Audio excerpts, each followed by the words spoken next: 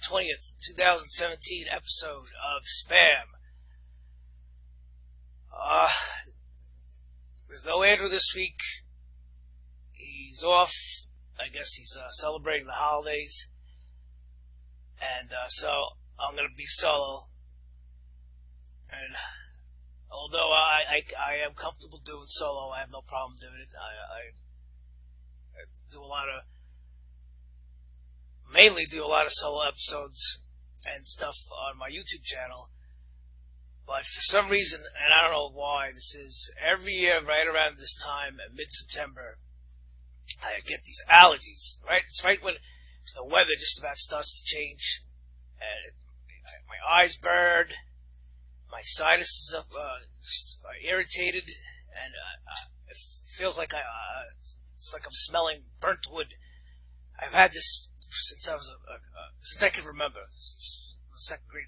I always think it was because of going back to school and being introduced to all the kids and the germs and stuff like that. But I don't know. That's not it. I've barely left the house the last few weeks. Besides going to work, my college course, grad course is online, so that's good. But I guess I couldn't get anybody to host with me. I asked James, who's co-hosted a couple times. He was back from his honeymoon, and we'll congratulate him again. But he said he wasn't available today. And welcome to married life, James. That's it. It's over. No more free time. But so now it's been a couple of months now. I think 3 months, going back to the beginning of May. It's I like the way the show's going, and I've been saying, it's this isn't the old Spam. There's everybody you could read. There's new hosts, Frank Todaro and AJ Pollock. And I wanted to move away from the old format of the show. Not that there's anything wrong with it. It's just I wanted to put, this my stamp. And I always described it, I guess, as a mid-90s Howard Stern, I guess, meets Alex Jones, something like that. Just basically a free format. Be entertaining, talk about anything. We're not going to have porno stars, or strippers. But I like, to talk about, to keep in tune with the title. I like the title Spam. Former host Nick Durst came up with that. Sports, Politics, and War. And I know everybody on in the UCY chat room freaks out about sports. I don't know why. But listen, you don't have to worry about it. I don't want to do too much sports. Very little. If you listen to the show, I barely do 5 minutes, maybe. Not even now with Andrew's 2 minute warning NFL picks, and maybe an article once in a while. But this show is mostly is news, current events.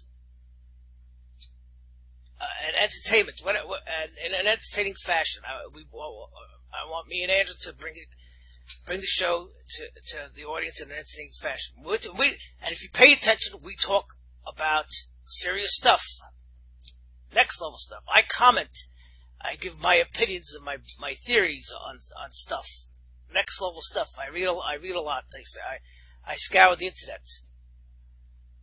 Okay, but I just like to do it in a fun format because.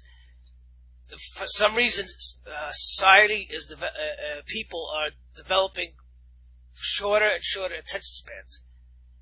I mean, to start a show today, launch a show, anything on TV or anywhere on the internet, or even this, I respect everybody who on UCY. We are internet broadcasters. We do this of our own volition, volunteer. I don't know if anybody's getting paid or not. I doubt it. If this is like it's free radio. Everybody here does it because we love broadcasting. We want to send our message, and I know UCY is investigative radio, and that's fine. I wanted to stand out, be something different. We're still giving a serious message, but again, I want to do it in an entertaining fashion, funny. People can't pay attention. It's just the way it is. You can't be interested in so much. It's just advanced topics. So that's only a small little audience.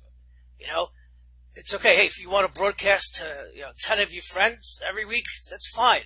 It's fine. Do whatever you want. But I want the show to be for everybody. If it's for the UCY audience every Wednesday at 8 p.m., it's you tune in and you get information and you laugh.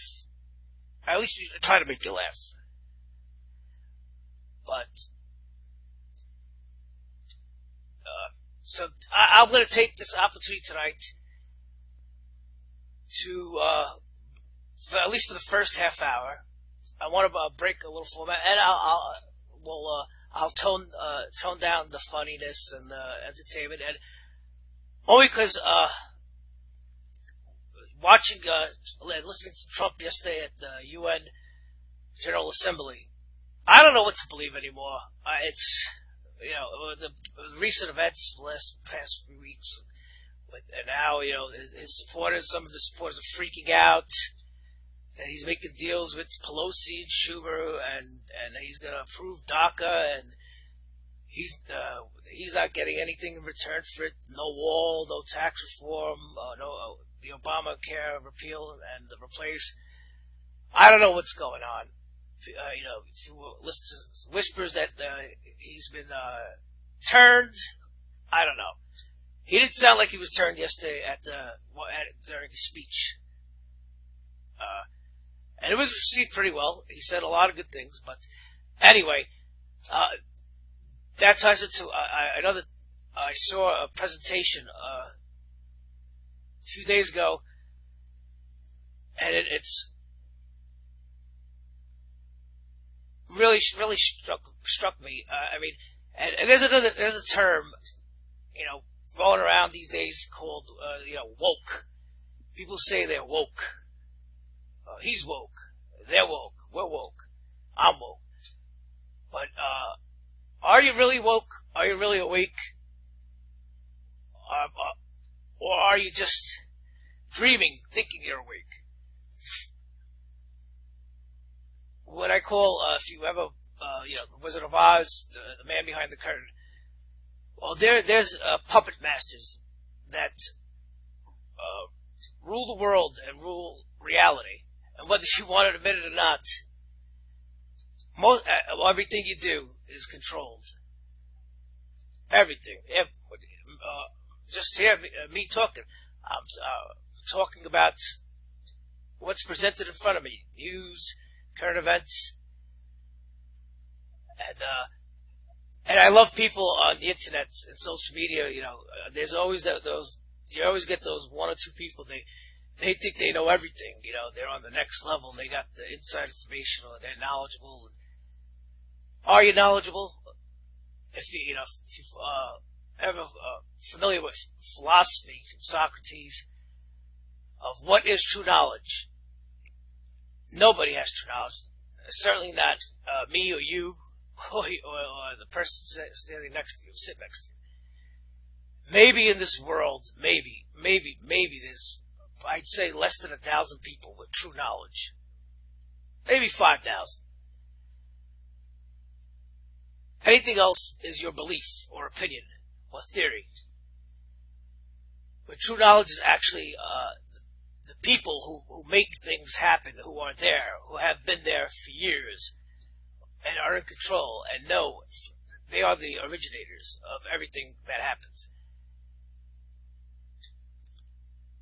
And you could be smart, and you could be informed, and you could be quote unquote woke, but that doesn't mean you have true knowledge.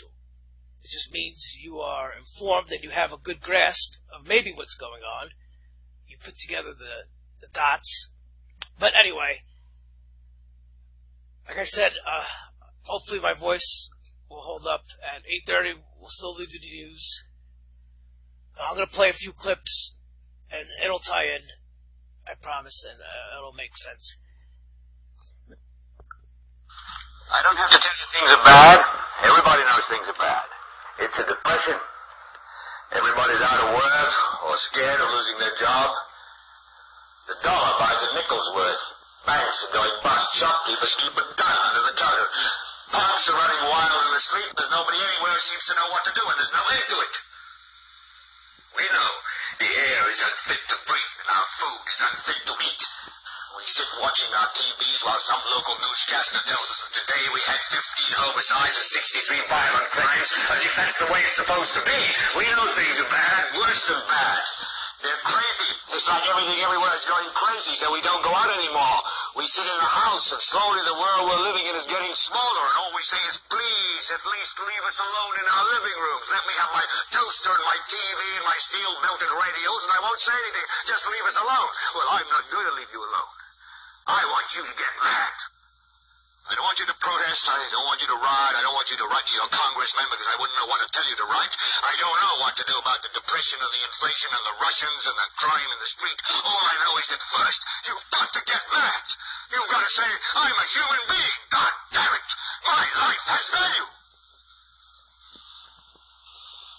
So, I want you to get up now.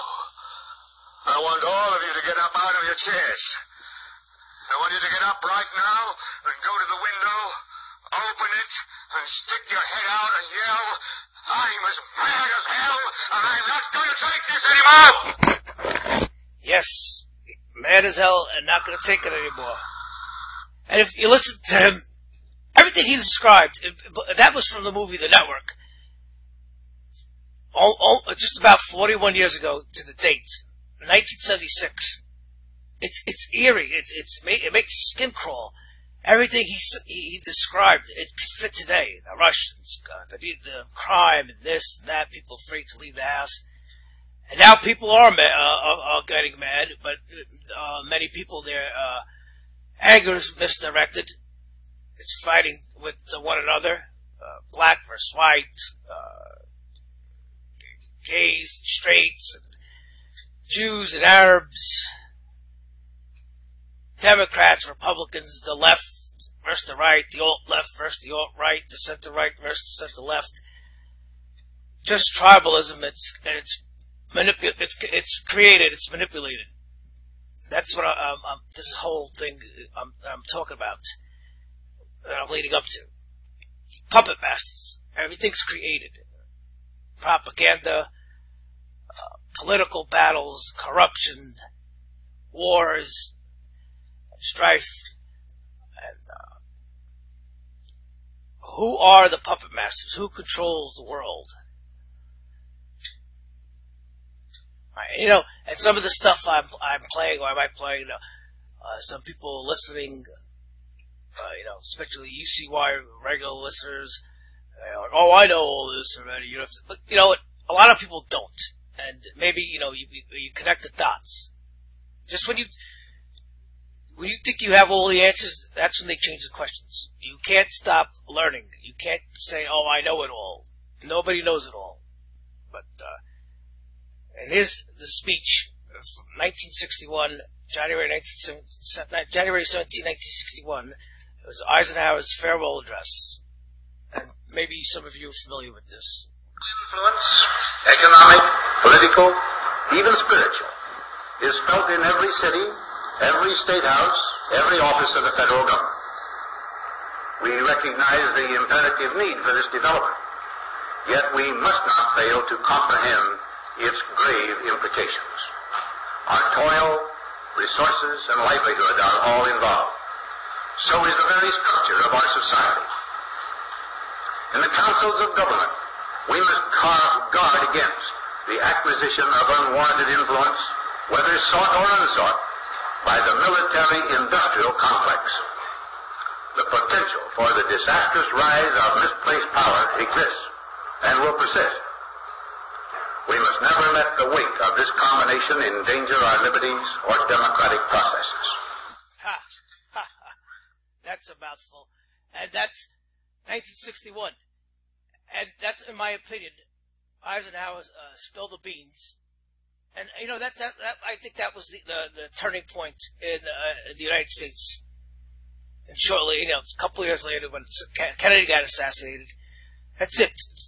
He warned about the military-industrial complex. But what is the military-industrial complex?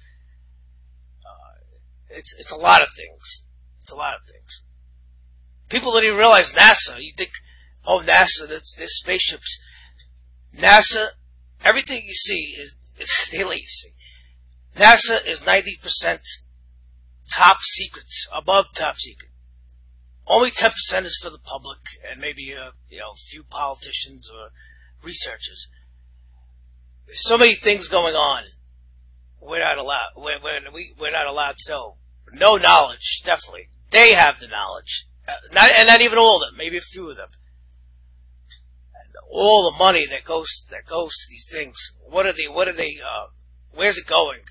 You know, is it going to technology and even the things we're using right now? Maybe, but we all know there's many dark things going on, and I don't know. I don't know. I just know, you know, as I was saying about Trump. I don't know. He seems like he has good intentions for the United States, at least. I'm just glad. Thank God Hillary didn't win. I think she paid everybody off. She's got everybody in her pockets.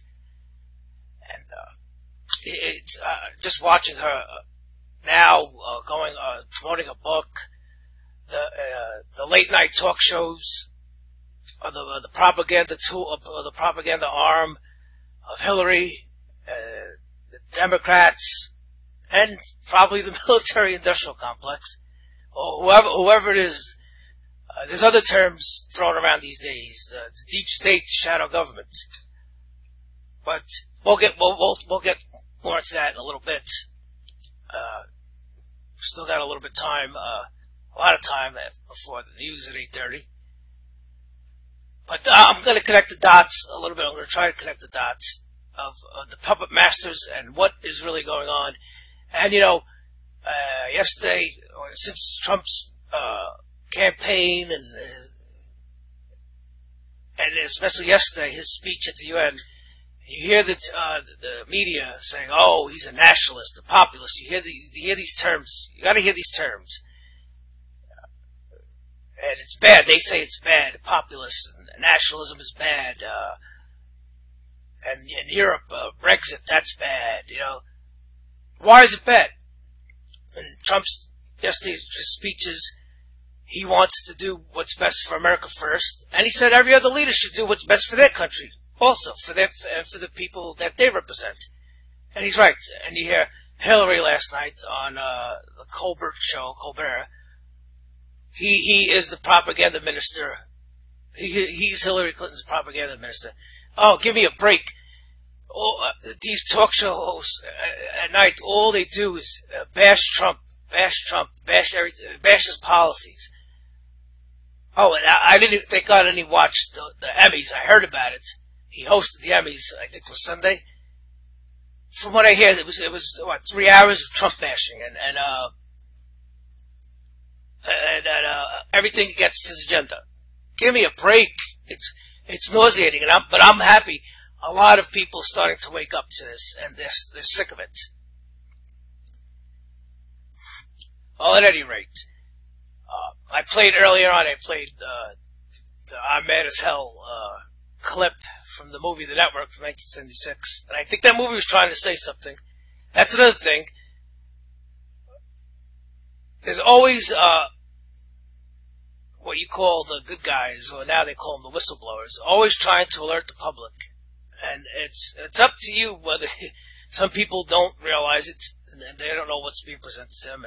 But there's another famous scene I want to play. and that ties into all this. And we just talked about Trump's nationalism and populist. So what they say it's bad. So what's the opposite of that? Of course, I'll explain. Well, this will explain. You have meddled with the primal forces of nature, Mr. Neal, and I won't have it. Is that clear? Do you think you've really stopped a business deal? That is not the case. The Arabs have taken billions of dollars out of this country, and now you must pay it back. It is ebb and flow, tidal gravity. It is ecological balance. You are an old man who thinks in terms of nations and peoples. There are nations. There are no peoples. There are no westerns. There are no Arabs. There are no third worlds. There is no West. There is only one holistic system of systems. One vast and immane, interwoven, interacting, multivariate, multinational dominion of dollars. Petrodollars, electrodollars, multi-dollars, rank marks, rims, rubles, pounds, and shekels. It is the international system of currency which determines the totality of life on this planet. That is the natural order of things today. That is the atomic and subatomic and galactic structure of things today.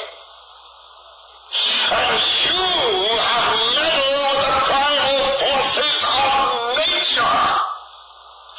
And you will atone. Am I getting through to you, Mr. Beale? You get up on your little 21-inch screen and howl about America and democracy. There is no America. There is no democracy. There is only IBM and ITT and AT&T and DuPont, Dow, Union Carbide, and Exxon. Those are the nations of the world today.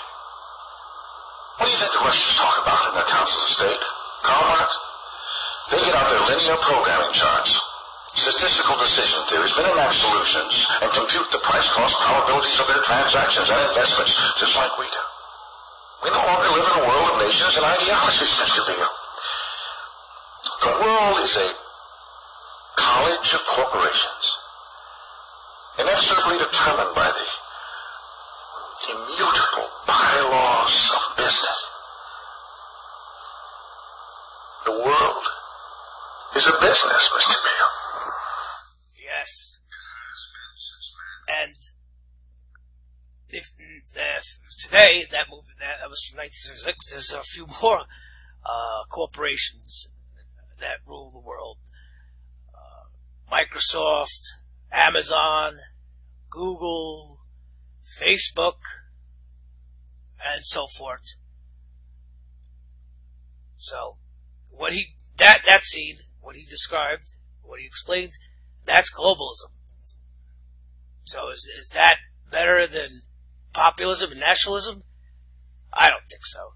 Look what's going on in Europe. The refugees and the migrants. It's an invasion. It's a forced invasion.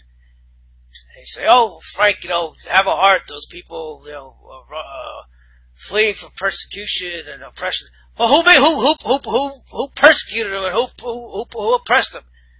There's the same people who are now taking them in. You bomb them and start and carry out wars, and then what do you expect? But anyway, so that's a very powerful scene, and listen. If you listen to that, that's pretty much the way the world is. If you really peel back the shade. But there was another, to get to the crux and crescendo of my my little presentation here of this article I saw. We talked about the military-industrial complex, globalism, and nationalism, and who are the puppet masters. We talked about the deep state and the shadow government. And I ran into an article on Zero Hedge of a high-ranking CIA agent as a whistleblower and exposing the deep state and shadow government. A shadowy government with its own air force, its own navy, its own fundraising mechanism, and the ability to pursue its own ideas of the national interest, free from all checks and balances, and free from the law itself. Yes, they do operate above the law. And this article that I read, and I'm going to briefly go over it and explain it before we get to the news at 8:30. And if you want to go on YouTube and see the presentation yourself, the man's name is Kevin Shipp, Shipp, and he's a former CIA, and now he's I think the name of the video, the presentation, CIA whistleblower Kevin Shipp exposes the deep state and shadow government. But this article covers that, and if you don't want to go look at it, then I'll explain it to you. And he says, the shadow government controls the deep state and manipulates our elected government behind the scene. So the deep state was created after World War II, or during World War II, with the advent of nuclear weapons. It is the parallel government to the elected government, and they feared that if there was a nuclear holocaust and the government all the governments got killed, everybody in the government got killed, they would have a backup government ready to step in and govern. So it's the shadow government, as this whistleblower claims, and he says that Google Earth was set up through the National Geospatial Intelligence Agency and NQTEL, and these are fronts and companies set up by investments companies set up by the CIA, just making money, and they have their hands in everything. And he also disclosed that the agency known as the Joint Special Ops Command, JSOC, is the president's secret army which he can use for secret assassinations, overturning governments, and things the American people don't know about. He also goes on to say that the top of the shadow government is the National Security Agency and the Central Intelligence Agency. Yes, a lot of people think don't forget about the NSA, which is much, much larger than the CIA. And he goes on to say that the CIA agency also controls defense and intelligence contractors and can manipulate the president and political decisions, has the power to start wars, torture, initiate coups, and commit false flag attacks, he said. And he goes on to say the deep state is comprised of the military-industrial complex. And we heard about, before Eisenhower warned about the military-industrial complex, intelligence contractors, defense contractors, MIC lobbyists, Wall Street, offshore accounts, the Federal Reserve, the IMF, World Bank, the Treasury, foreign lobbyists, and central banks. These are terms many of you have heard, some of you haven't. And the shocking the shocking revelation of the presentation was that Shipp expressed that there are over 10,000 secret sites in the United States that formed after 9/11.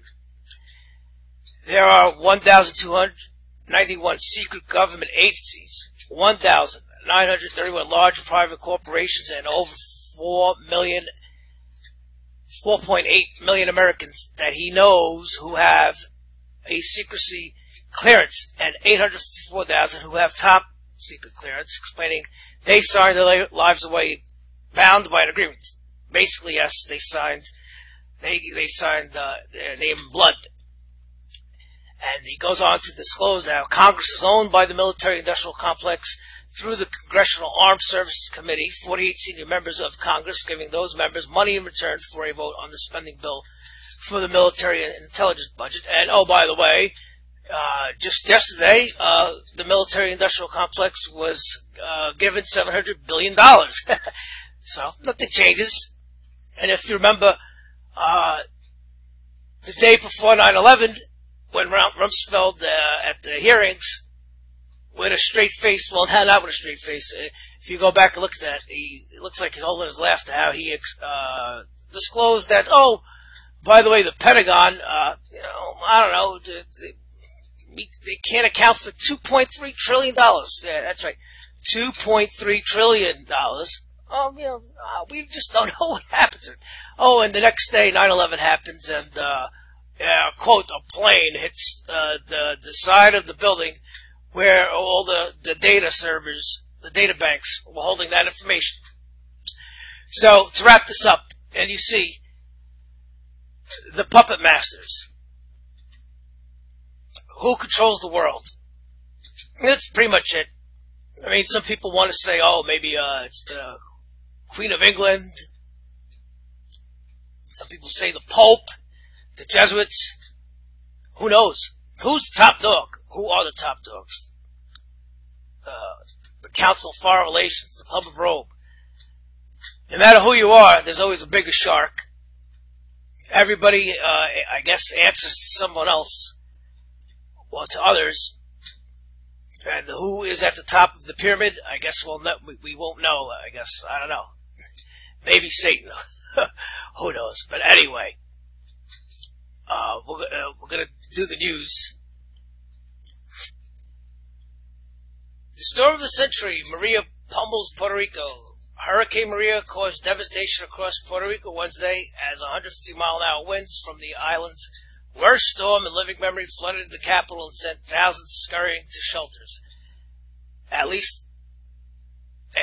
killing at least 9 people on a string of small Caribbean islands, Maria slammed into Puerto Rico's southeast coast at daybreak before churning across the territory, which is home to 3.4 million, as tens of thousands of people hunkered down in shelters in the capital of San Juan. Mayor Carmen Yulín Cruz, I hate when people do that, when they overpronunciate a Latin name, broke down in tears as she spoke of the utter devastation she had witnessed. Many parts of San Juan are completely flooded, Yulín Cruz told reporters in one of the shelters, whose roof swayed as she spoke.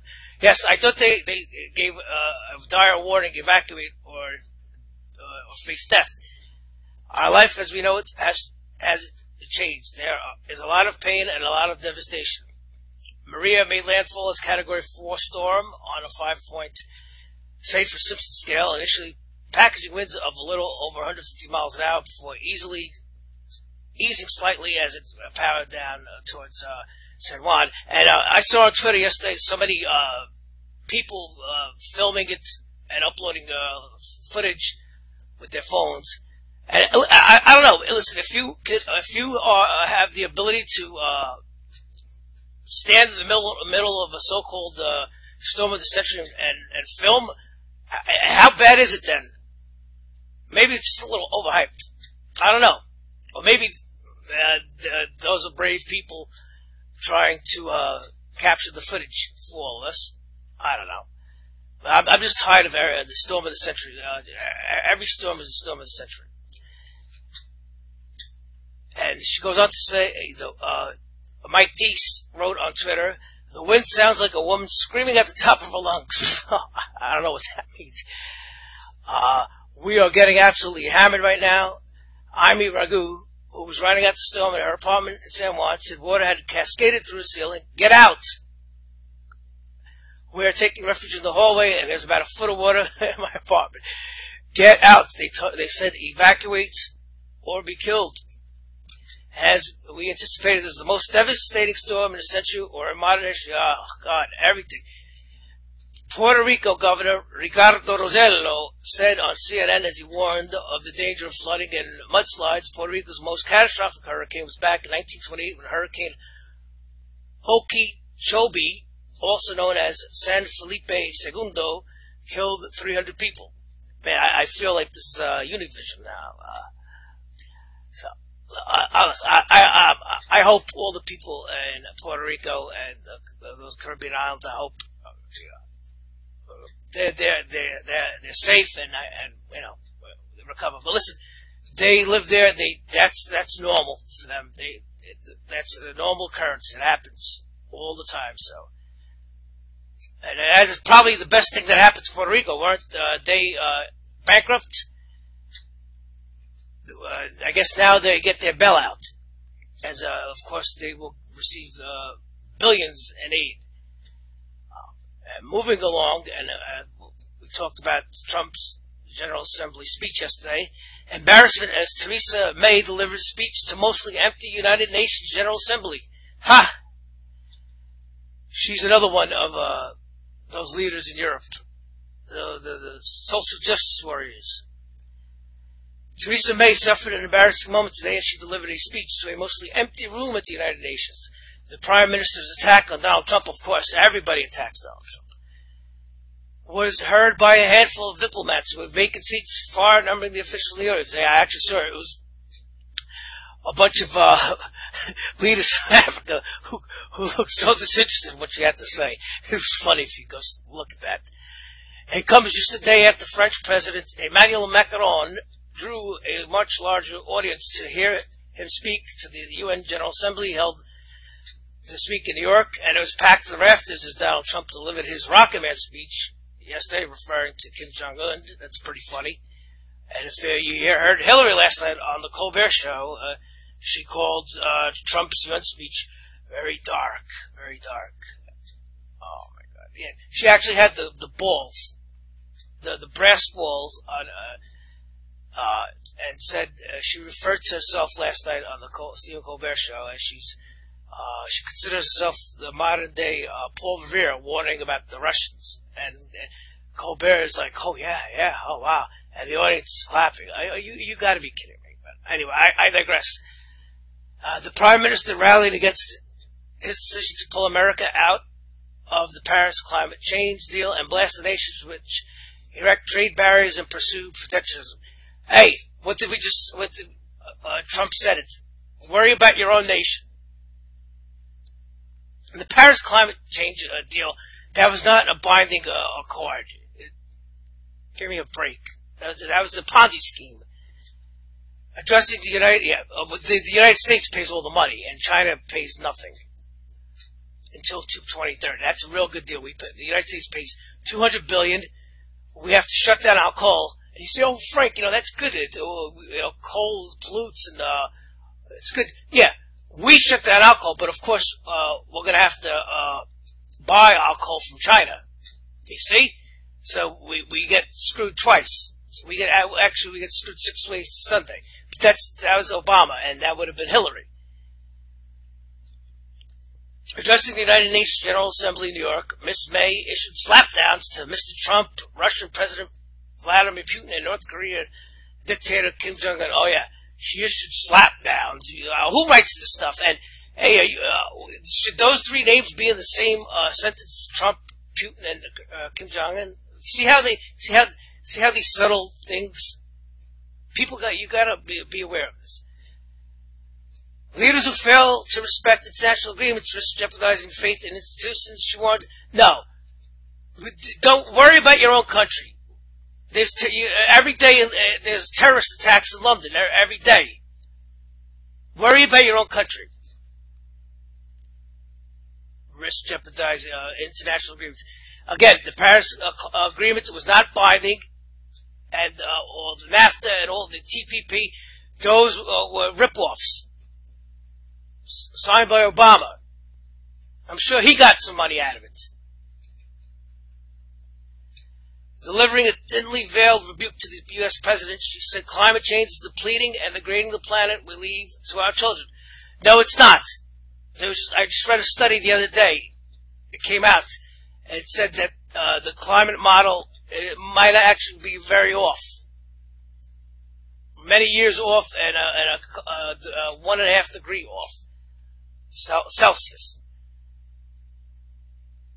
This is ridiculous. But you have to scour the internet to find articles like that, scientific articles. The media ain't gonna show it to you, and it sure as hell ain't gonna appear on your Facebook feed. She warned against moves which undermine support for the forces of liberalism and free trade that have done so much to propel global growth. Yeah. No, Europe's not growing. Europe's dying. The birth rate in Europe is dead. It went down. That's why they have to bring in all these refugees. 50% of their citizens are mean age of 50 years or over. It means that if 50% of the population is 50 years or older, what's going to happen? They have nothing left. That's why they have to import all these refugees. So those of us who hold true to our shared values, who hold true to, and of course, she's saying it in a British accent, so she sounds so noble, who hold true to that desire to defend the rules and high standards that have shaped and protected the world we live in. I'm sorry, that was a horrible British accent. Need to strive harder than ever to show the institutions like this United States can work for the countries that formed them and for the people who represent them. Oh yeah, and by the way, what is that? I forgot my check though. Screw her. These European leaders, they make my skin crawl. Poor Europe. Yeah. Hey, moving on. And this one's a doozy. I've heard this brought up to me by 4 or 5 different people. A Christian numerologist says the world will end on September 23rd. If you had plans for the weekend, a Christian numerologist says you won't get to them because the world's about to end. And see, why is the Christian associated with this man? In 2017, I can't believe we still have a snake oil salesman, Christian. Obviously, this quote-unquote Christian never read the New Testament. Jesus said that the end of not even the angels in heaven know the day and the hour of the end of the world. Only the Father knows. But this guy knows with his stupid numbers. David Meade, a self-proclaimed researcher, is predicting that a series of apocalyptic events will begin on September 23rd, and, quote, a major part of the world will not be the same. Oh, my God. According to Meade, and see, some of you might be hearing this, what a jerk, Frank, why he gets work. Again, I heard about 4 or 5 people bring this up. And I don't even like to talk to people. Just by osmosis, I had to hear this 4 or 5 times. According to me, the mysterious rogue planet in Nibiru, also known as Planet X, is on a collision course with Earth, which will bring world-ending tsunamis and earthquakes. The numerologist claims that dates of certain recent events like the Great American Solar Eclipse and Hurricanes Harvey's flooding of Texas were all marked in the Bible. Oh, yeah. Well, where was he? Where was this guy 6 months ago? Where was he a year ago? Again, snake oil salesman, charlatans. Like in 2017, we still have. He says his Planet X theory lines up with more Bible codes and ancient markers on the Egyptian pyramids. Again, where were you 6 months ago? Where were you a month ago? Warning about this. Yeah, it's always a week before. These people figure out the code and the mystery a week before the end of the world. NASA has already dismissed the prediction, calling the whole thing a hoax. The space agency has reportedly known about the Nibiru conspiracy theory for years and shot down the talk of Armageddon in a 2012 statement. Yeah, remember that? December 12, 2012, the Mayan calendar. If Nibiru Planet X were real and headed for an encounter with the Earth, astronomers would have been tracking it for at least the past decade and would be visible by now to the naked eye. Yeah, it'd be a full moon, and there'd be earthquakes already going on as we speak. Meade is a self-published author, of course. He's selling a book. Who writes that he studied astronomy at the University of Louisville. Oh, well, that settles it. Credentials like this. He and other doomsayers have actually been saying the Nibiru would crash into the Earth several times before, which clearly did not happen. The latest prediction came in 2012 and was linked to the end of the Mayan calendar. You know, these people who make these claims, public claims, and actually gain traction, you know what? If they should be thrown in jail. It could cause hysteria. You know how many dummies are out there? I believe it's, like I said, 4 or 5 people have brought this up. And, you know, some of them were a little bit nervous. Further casting doubt on the theory, a Montreal-based producer attempted to book me for an interview to discuss the prediction, but he informed her that he wasn't available for interviews until next week. But I thought the world was going to end next week. You got to be kidding me! Oh my God, I can't take this anymore. Oh God! And I see this article now. Next, what would I just say about the late night talk shows? And you want to talk about charlatans and snake oil salesmen? Late night TV show host Kimmel, that's Jimmy Kimmel, blasts senator over healthcare bill. Television talk show host Jimmy Kimmel called out a Republican U.S. senator pushing the party's latest healthcare overhaul plan, saying the lawmaker had lied right to my face about efforts to scrap Obamacare by backing a measure that would strip coverage from many Americans. Kimmel, who became part of the debate on U.S. healthcare legislation in May after emotionally discussing his newborn son's emergency heart surgery. You know, let me play the clip. My wife, Molly, gave birth to a boy, a baby boy. His name is William Johnson.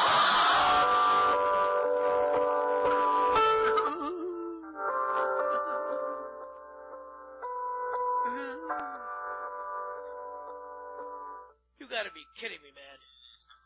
Graham, which is a sonograph of the heart, and found that Billy was born with a heart disease. Yeah, and he filmed he did his show 2 days after. He's really heartbroken. And by the way, Jimmy Kimmel Live. It's not live. It's recorded. And by the way, he wears a toupee. Jimmy Kimmel. Yeah.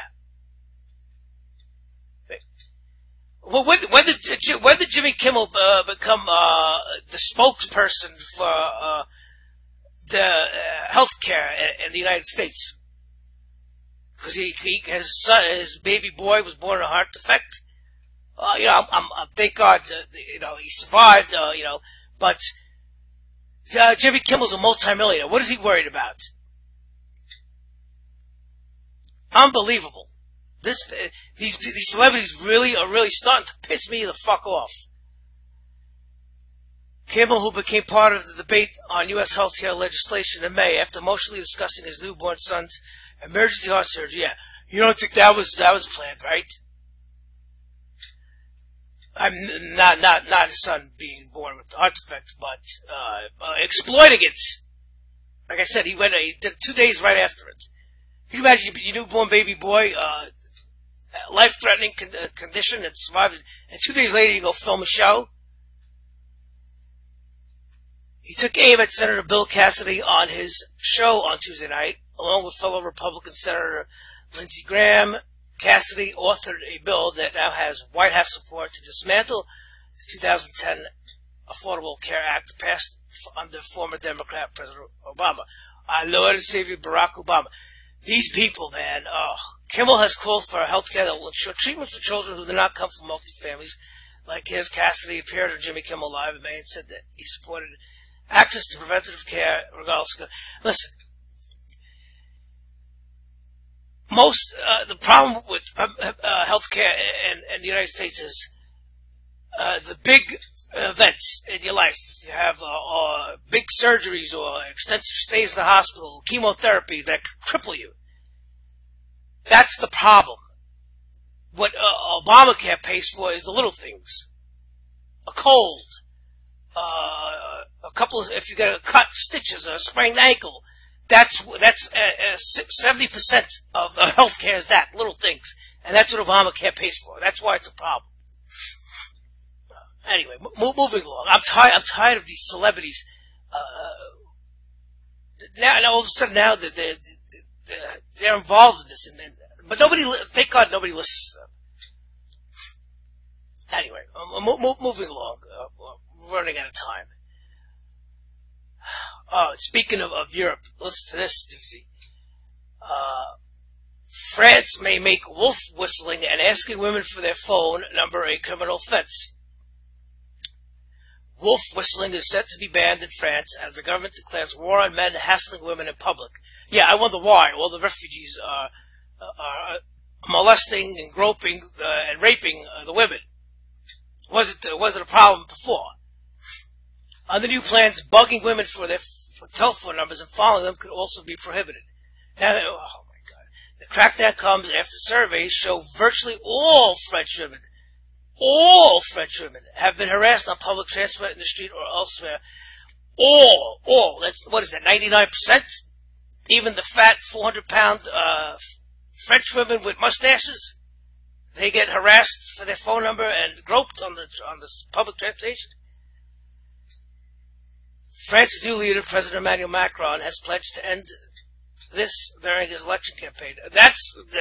What a policy to have. I mean, forget the terrorism, forget the economy. Only a few countries, including Belgium and Portland, have banned such behavior. The UK and others have broader laws against harassment in general, but none so specific. Some lawyers believe men should only be prosecuted when police officers witness an offense. Oh, yeah, that's what you're going to do. You're going to wait to be in front of a cop to grab some chick's butt or to harass her in front of a cop. See, others say women should be able to file criminal lawsuits against offenders already. Well, just talk to a female and maybe 2 weeks later she'll press charges against you. This is terrible. Are these people crazy? It'll always be the woman's word against the man. They could. I don't understand what's going on. Charles William Goldnagel, a lawyer, accused Mishippa of seeking to outlaw heavy Latin chat-up lines, whatever that is. I guess that must be some French stuff. And he said the only consequences of the law would be to enrich feminist lawyers and to clog up the courts. Oh my God. Europe is doomed. Europe is doomed. Europe is gone. People get arrested, getting charged, arrested for posts on Facebook. Oh my God. What is this world coming to, man? What is this world coming to? I mean, that's why Europe has to import refugees. First, they tell them for the last 25, 30 years not to have kids because overpopulation is destroying the world. We won't even count homosexuality. And now you can't. Now, can you imagine if you're some dude in France? You got to be terrified to even go up into public and talk to a woman, or to ask for a phone number. Like, it's it's rare thing for a man to have the courage to go talk to a woman, especially nowadays. It's even more worse. People that now everything is done online dating and stuff like that. It's just ridiculous. Now, of course, they're not worried about the terrorists.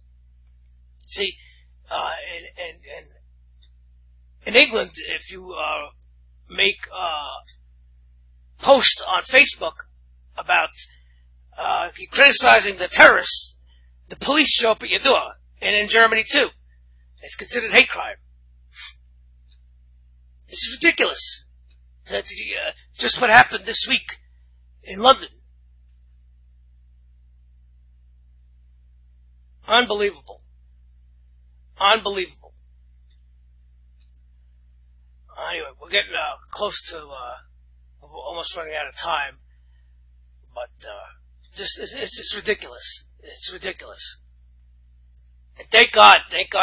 See, when we say at least Hillary, thank God Hillary didn't win and Trump won. But you know what? Trump's only buying time. He's buying us a little time. Whether it's 4 years, 8 years, he's buying us time. I feel like this force is enveloping civilization. Moving along. And I guess all we have. We'll keep the S in spam for sports relevant. Jake LaMotta, legendary Raging Bull boxer, dies at 95. Jake LaMotta, the uncompromising fighter portrayed by Robert De Niro in Raging Bull, has died at age 95. I can't believe he made it that long for a boxer. Usually, boxers get a lot of brain damage. The former world middleweight boxing champion died in a nursing home due to complications from pneumonia, his wife told TMZ. Based on LaMotta's 1970 memoir, Raging Bull depicts an emotional fighter struggling with his life outside the ring. If you saw the movie, he's actually a big asshole. Beating up his wife, he's a jealous bastard, and that he had sex with an underage girl unknowingly, a 14-year-old girl. I just want people to know he was a great, sweet, sensitive, strong, compelling man with a great sense of humor with eyes that dance, Mr. LaMotta said. Again, whenever somebody dies, all of a sudden now, they're a saint. They're going to be canonized. No, nobody said a good thing about this guy in the last 30 years. All of a sudden now, he's a saint.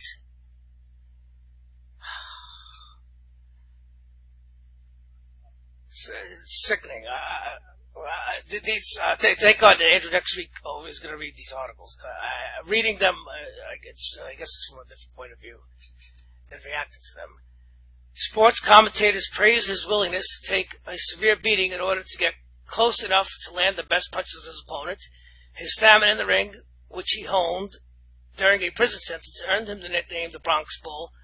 One writer for the Associated Press described how he fought with blows bouncing off him like ball bearings off a battleship. Oh, he's a punching bag. LaMotta's first won national recognition 2 years after landing on the professional boxing circuit, where he handed Sugar Ray Robinson his first ever defeat in 1943. Yes, they fought 5 times. And Sugar Ray, if you're a boxing fan, he's considered the greatest pound-for-pound boxer in history. He beat him. LaMotta beat him the first fight, and I think he lost the next 4. His rough style and strong chin made him one of the most famous fighters in boxing during the 1940s and 50s, at a time when boxing was one of the nation's most popular sports. After resisting mafia efforts to control him, he later admitted to intentionally losing a fight at the behest of mobsters in 1947, causing him to suffer suspension from the sport. And if you actually listen to it, at the hearing, he testified that he was offered $100,000 to lose, and he said he didn't take it. I guess he didn't take that that payoff. But anyway, that's going to do it. Thanks for listening. Andrew will be back next week. We'll be back next week live Wednesday.